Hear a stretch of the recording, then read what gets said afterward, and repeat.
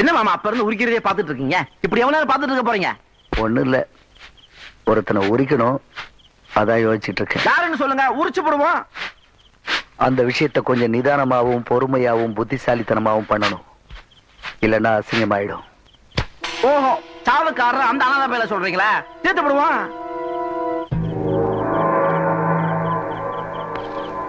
ஏன் இப்படி அரக்கத்தனமா நடந்துக்கிறீங்க? நான் எத்தனை தடவை சொன்னேன் அந்த பொண்ணுக்கு ஒரு கல்யாணத்தை பண்ணி வைங்கன்னு, கேட்டீங்களா? இப்ப என்ன ஆச்சு? அந்த பொண்ணை ஒரு மாப்பிள்ளையை தேடிக்கிற அளவுக்கு ஆயிடுச்சு. தேடிக்கிட்டா நடந்துருமா? ஏன் நடக்காது? நீங்க மனசு வச்சா நடக்கும். உங்களை கெஞ்சி கேட்டுக்கிறேன், அவ வாழ்க்கையில இருக்கிற ஒரே சந்தோஷத்தை அழிச்சிடாதீங்க. அந்த பாவம் நம்மள சும்மா விடாது. இப்ப நாம வாழ்ந்துட்டு இருக்கிற வாழ்க்கை அவளால கிடைச்சதுதானங்க. என்னது அவளால கிடைச்சதா? எவன் சொன்னது? பஞ்ச பராரியா ரோட்ல அனாதையா கிடந்தவளை என் தங்கச்சியா நினைச்சு எடுத்து வளர்த்து மகாராணி ஆட்ட வச்சிருக்கேன். ஊர்ல இருக்கவங்க எல்லாம் ஆத்தா ஆத்தான்னு சொல்றாங்களே, யாருனால? என்னால. தேடி புடிச்சிருக்கிறா பாரு தெருவுல கிடக்கிற அனாதை பையல. ஏன்னா எனத்தோட தானே சேரும். இத பத்தி ஏதாவது பேசுன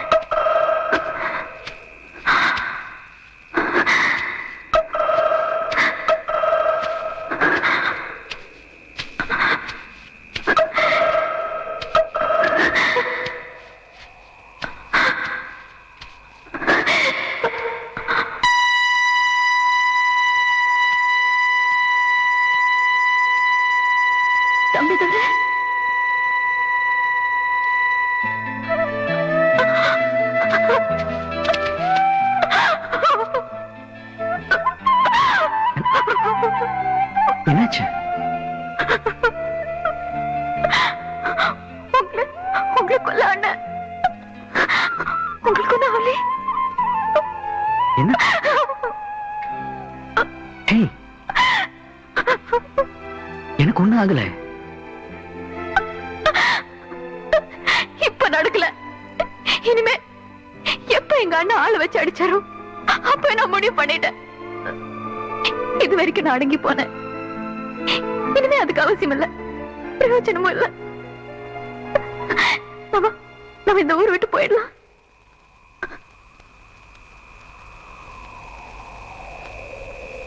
என்னால அங்க திரும்பி போக முடியாது. எனக்கு நாங்க யாருமே இல்ல. இத்தனை வருஷமா என் அண்ணன் நினைச்சிட்டு இருந்தவர் என் அண்ணனே இல்ல. என்னால என்ன ஆதாயம் தான் பார்த்தாரே தவிர என்னை பத்தி அவர் கவலைப்பட்டதே இல்ல. நானும் உங்களை மாதிரி ஒரு அனாதை தான். நான் உங்க கூட இருந்துடுறேன். என்ன எங்கேயாவது கூட்டிட்டு போயிடுங்க. நான் ஏன் சொல்றேன்னா, அண்ணன் எதுக்கும் துணிஞ்சு வரு. என் கண்ணு முன்னாடி ஏதாவது நடந்தா அதை தாங்கிக்கிற சக்தி எனக்கு கிடையாது.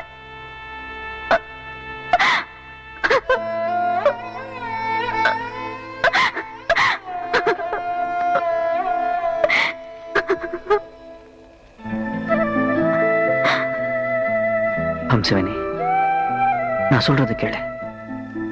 ஓடு போய் வாழறது ரொம்ப சுலபம். நாம இங்க உன் அண்ணன் முன்னாடி, இந்த ஊர் முன்னாடி வாழ்ந்து காட்டணும். என்ன நம்பு. வா.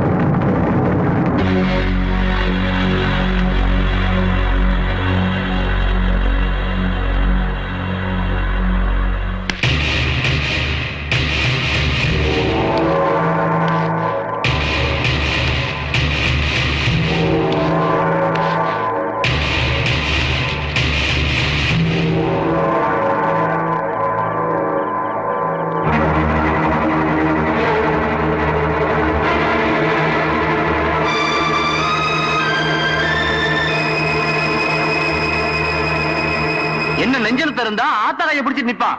சாவுக்காரன் சாமி கையை பிடிச்சிட்டானே. என்ன இருந்தாலும் இவனுக்கு இவ்வளவு திமிரு இருக்க கூடாது.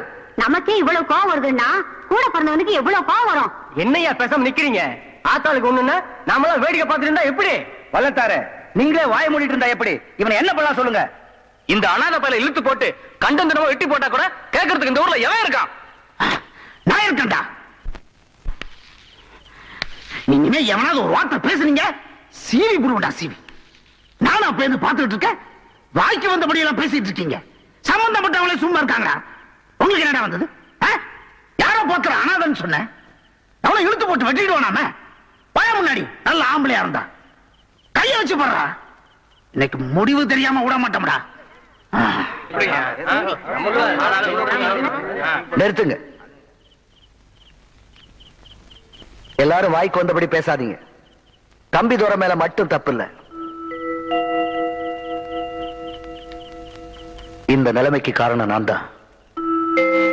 ஆரம்பத்திலிருந்தே என் தங்கச்சியோட உணர்ச்சிகளை மதிக்காம, அவங்க உண்மையான அன்பை புரிஞ்சுக்காம நான் தான் தப்பு பண்ணிட்டேன். இவங்களை பார்த்தது நான் ஆத்திரப்பட்டேன். ஆனா எந்த சாமி புண்ணியமோ அவசரப்படல.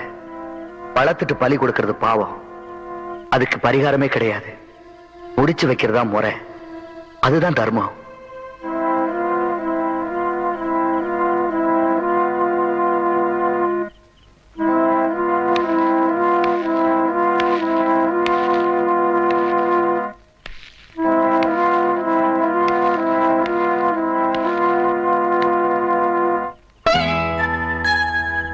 அடுத்த முகூர்த்தத்திலேயே உங்க 2 பேருக்கும் கல்யாணம்.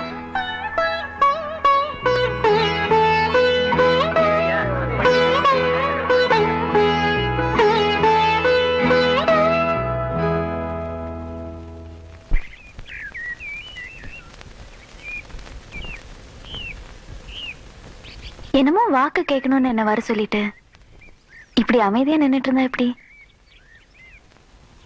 பிரச்சனையே அதான். என் குறை எப்படி சொல்றது? பரவாயில்ல, சொல்லுங்க. அது ஒண்ணு இல்ல, முடிய போற வாழ்க்கை தானே, ஒரு சின்ன குட்டி சவர் போதுன்னு நினைச்சிட்டு இருந்தேன். ஆனா இப்போ நம்ம ஆரம்பிக்க போற வாழ்க்கைக்கு ஒரு சின்ன குடிசையாவது வேண்டாமா? அதான் கேட்டு போலான்னு வந்தேன். அருள் வாக்கு சொல்றாமன்னு ஒரு கோபுரத்துல குடி வைக்க முடியலனாலும் என் மேல அன்பு வச்சிருக்கிற அம்சவேணிய ஒரு குடிசையிலையாவது குடி வைக்க முடியுமா?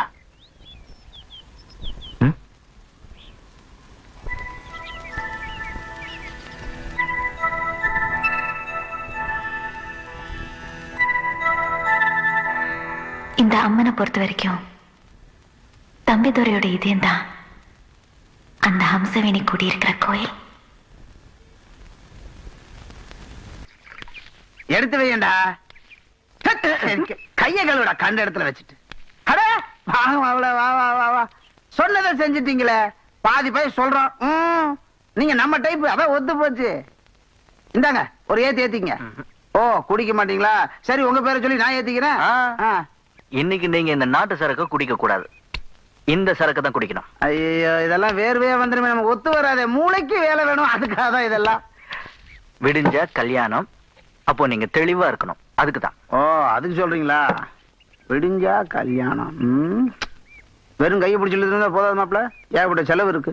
மாப்பிள முறைக்கு நமக்கு என்னென்ன செலவு இருக்கு தெரியுமில்ல? என்னது என்ன? நீங்க வாங்க. சருக போட்ட வேட்டி, உருமா துண்டு, பாய் அளவுக்கு சருக போட்ட புடவை.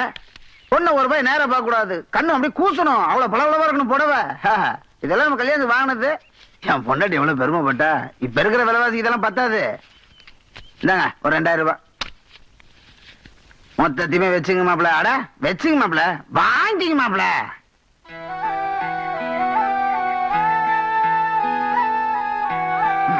புறப்படுங்க மாப்பிள.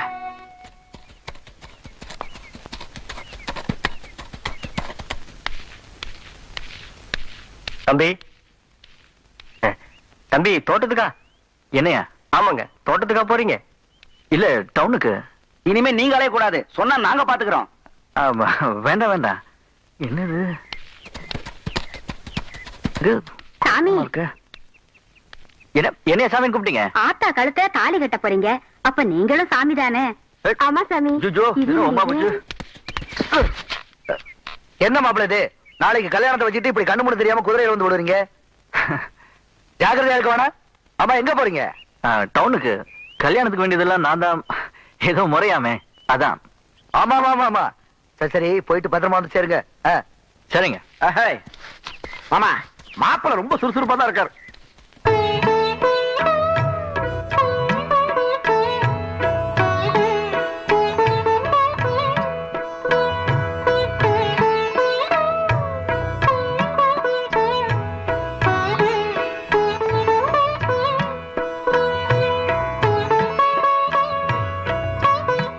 என்னம்மா அப்படி பாக்குற? எல்லாம் உனக்கு தான். இதுல உனக்கு எது பிடிச்சிருக்கோ எடுத்துட்டு போய் கட்டிட்டு வாமா. போமா.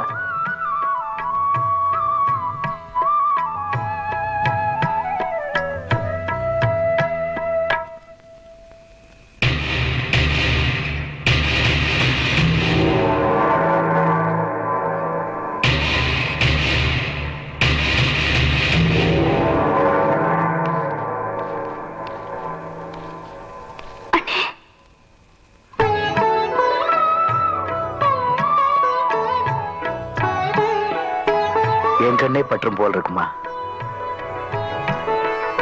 வாமா வா. இப்படி உட்காரு, உங்ககிட்ட கொஞ்சம் பேசணும். உட்காருமா. உன்னை இந்த மாதிரி பார்க்கணும், உனக்கு ஒரு கல்யாணத்தை பண்ணி வைக்கணும், உனக்கு பிறக்கிற குழந்தைய எடுத்து கொஞ்சணும். நீ என்ன ஆசைப்பட்டாலும் சரி, அதையெல்லாம் இந்த அண்ணன் நிறைவேற்றுவாமா. ஆனா நீயா தேடிக்கிட்ட அந்த மாப்பிள்ள மட்டும் கிடையாது. என்னடா எல்லாருக்கும் முன்னாடி ஒத்துக்கிட்டு இப்ப மாத்தி பேசுறானேன்னு பாக்குறியா? நீ என்ன நினைச்சாலும் சரி, சாவு காடுற அந்த அனாதை பைய எனக்கு மாப்பிள்ளையா வரக்கூடாது. இப்ப நீ என்ன பண்ற? இந்த அலங்காரத்தோடயே போய் ஊர் கோவில்ல குறி சொல்ற. இதுவரைக்கும் நீ சொன்னது தெய்வ வாக்கு, இப்ப நீ சொல்ல போறது இந்த வல்லத்தா வாக்கு. அம்சவேணிக்கு கல்யாணம் நடந்தா தாலி கட்டின மறுநாளே தம்பிதுரை செத்துருவான். அவனுக்கு அப்படி ஒரு தோஷம் இருக்கு. ஆத்தா விதவையாயிட்டா அவ சொல்ற வாக்கு பலிக்காது. அதனால இந்த கல்யாணம் நடக்க கூடாது. அப்படின்னு நீ சொல்லணும். அப்படி நீ சொல்லலைன்னா இன்னைக்கு ராத்திரி அவன் செத்துருவான். உன் அண்ணனை பத்தி உனக்கு நல்லாவே தெரியும். செய்யறதையெல்லாம் சொல்றதில்ல, சொன்னதை செய்யாம இருந்ததில்ல. அப்புறம் உன் இஷ்டம்.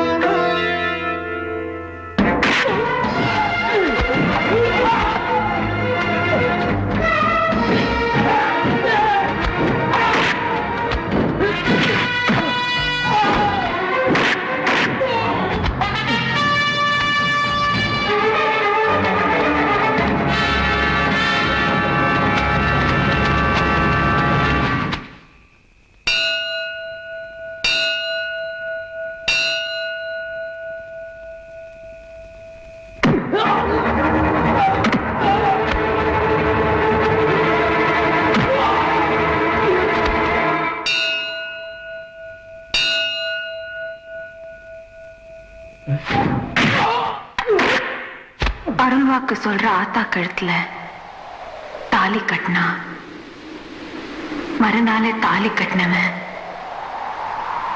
இறந்துடுவான். ஆத்தா விதவே ஆயிட்டா. அவ சொல்ற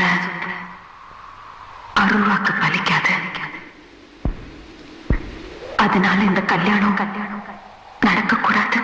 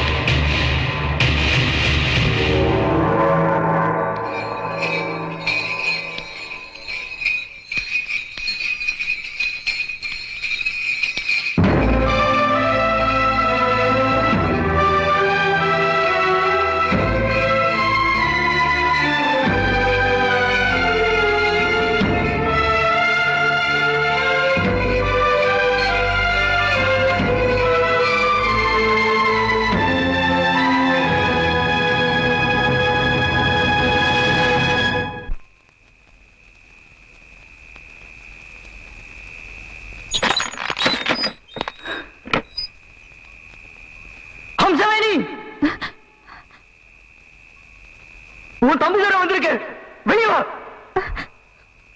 இந்த ஊரே சொல்லுது அம்சவேணி, நம்ம கல்யாணம் நடக்காதுன்னு இந்த ஊரே சொல்லுது. ஆனா எனக்கு தெரியும், உன் மனசு எனக்கு தெரியும், நீ சொன்னது உண்மை இல்லைன்னு எனக்கு தெரியும்.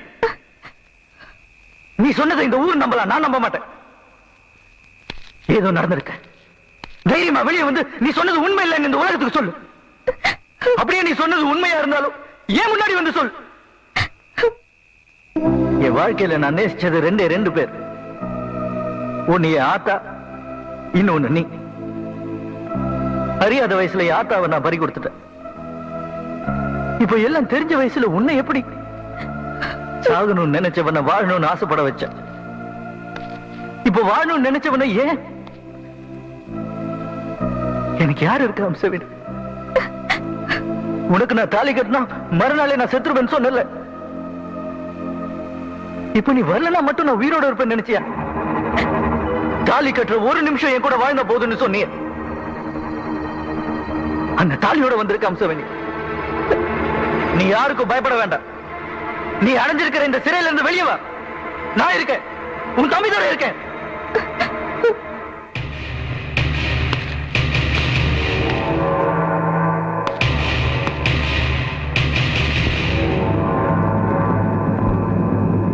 அடிச்சு கொள்ளுவன அந்த நாய.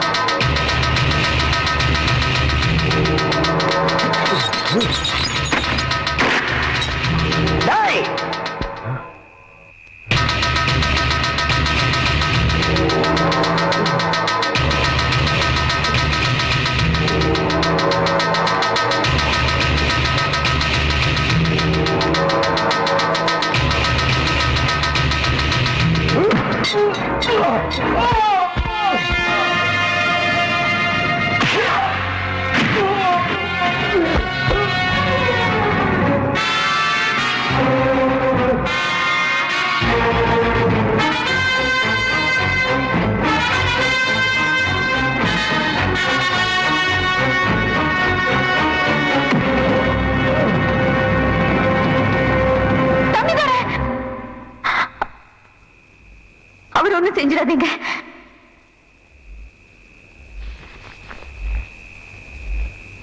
உங்களுக்கெல்லாம் நான் இப்போ ஒரு உண்மையை சொல்ல போறேன். நீங்க எல்லாம் நினைக்கிற மாதிரி இவர் எனக்கு அண்ணனும் இல்ல,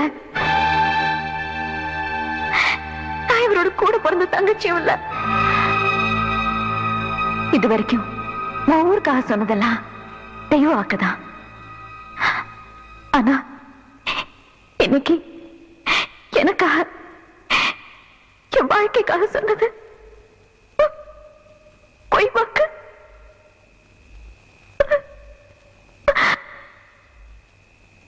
அந்த பொய்யை நான் சொல்லாம இருந்திருந்தா எனக்கு வாழ்க்கை கொடுத்து எங்க அண்ணன் தம்பிதோரோட வாழ்க்கை அழிச்சிருப்பாரு. என் அண்ணன் உங்க சுய லாபத்துக்காகவும் வருமானத்துக்காகவும் எனக்கு கல்யாணமே நடக்க கூடாதுன்னு நினைச்சீங்க. என்ன வளர்த்து ஆளாக்கி இருந்தாலும் என்ன பொறுத்த வரைக்கும் உங்க வீட்டுல நான் எப்பவுமே ஒரு அனாதையா தான் இருந்தேன். எனக்கு இந்த ஆடம்பரமான வாழ்க்கை வசதி எதுவுமே வேண்டாம். சுதந்திரமா வாழ விடுங்க. என்னமா இந்த பயல போய் கஞ்சிக்கிட்டு உன்னை ஆத்தா ஆத்தான்னு இந்த ஊரை கொண்டாடுது. இந்த பயலுக்கு நான் அவளே காலமா? மாப்பிள சீ மாப்பிள அவனை.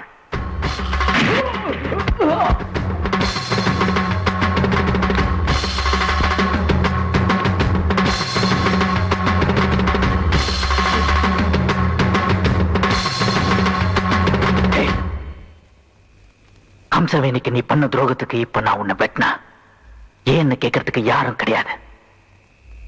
பயப்படாத, உன்னை நான் வெட்ட மாட்டேன்.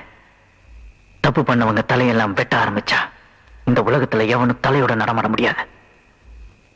யாருன்னே தெரியாத அனாதை ஒருத்திக்கு இருக்க இடமும் உடுக்க துணியும் பசிக்கு சோறும் போட்டு தங்கச்சிங்கிற அந்தஸ்தையும் கொடுத்து ஆளாக்கி இருக்கிய அந்த மனுஷத்தன்மைக்காக இப்ப நான் உன்னை விடுறேன். எப்படி?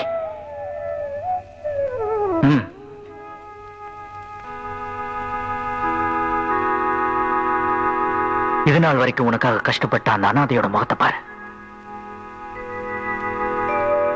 அவ நல்லா இருக்கணும்னு நினைச்சினா இந்த அறுவாழை கீழே போடு. இல்ல இந்த 2 அனாதைங்களை நீயே வெட்டி போடு.